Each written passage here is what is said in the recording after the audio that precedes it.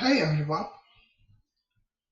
Now we are going to see how we can use the new Comet browser along with this help facility to program in Jupyter Notebook.